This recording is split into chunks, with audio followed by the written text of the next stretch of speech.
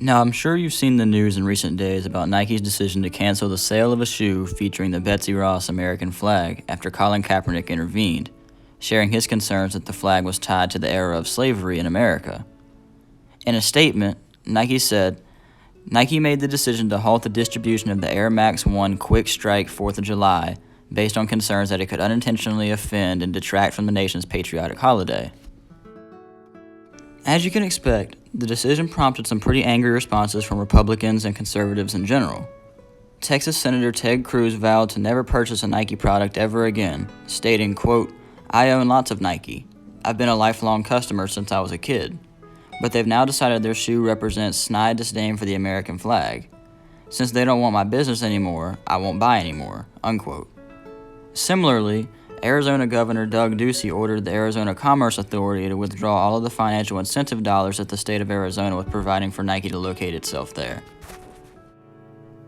But aside from the calculated political moves and the base pandering tweets, is there any merit to the criticism from Colin Kaepernick and his supporters? It begs the question, is the Betsy Ross American flag really racist? First, it helps to understand the history behind it. Insofar as design goes, the Betsy Ross flag differs only slightly from the modern-day American flag. Its layout is identical, however there are only 13 stars instead of 50 to showcase the unity of the 13 colonies in their fight against Great Britain. It's important to note that while the traditional story behind the flag states that Betsy Ross created it at George Washington's request in 1776, there's simply no evidence for that ever having occurred. The first official documented use of the Betsy Ross flag was in 1792, a whole 9 years after the Revolution ended. It is generally considered to be heavily inspired and designed by the Grand Union flag, which was used by the revolutionaries from 1775 to 1777, and served as America's first national flag. Regardless, the Betsy Ross flag's lifespan was to be short-lived, being replaced by the 15-star American flag in 1795 due to the addition of the states of Vermont and Kentucky. But is it racist?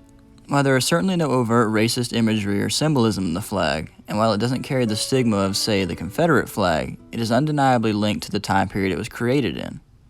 According to the 1790 census, which even then Secretary of State Thomas Jefferson and President George Washington believed was vastly undercounted, there were approximately 694,280 slaves in the United States. That was 17.8% of the total U.S. population at the time, which stands as the record for the most slaves ever recorded in the census. You can expect that those numbers were not heavily altered before 1792, which was the first recorded date of the Betsy Ross flag. So, back to Nike's decision to cancel the shoe featuring the flag. It's important to note that Nike doesn't only make its money from shoe sales. It is the official uniform provider of two of the biggest sports leagues in the United States, the NFL and the NBA, both of which are leagues that are composed of over 70% African American players. Furthermore, Nike is no longer afforded the luxury of being apolitical as other companies are, as in September of 2018, the company released an ad campaign with Colin Kaepernick, which confirms their support for his message and his protest. To be a company providing majority African American leagues with uniforms every season, and to be a company releasing Colin Kaepernick-themed jerseys and ad campaigns, only to follow that up with the release of a shoe featuring a flag that was last used when nearly 20% of the American population was enslaved, is not only a terrible look, but would just be blatantly contradictory.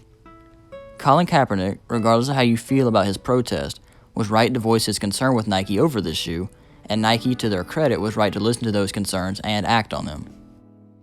As always, thanks for watching, and if you enjoyed the video, give us a thumbs up, and maybe consider subscribing.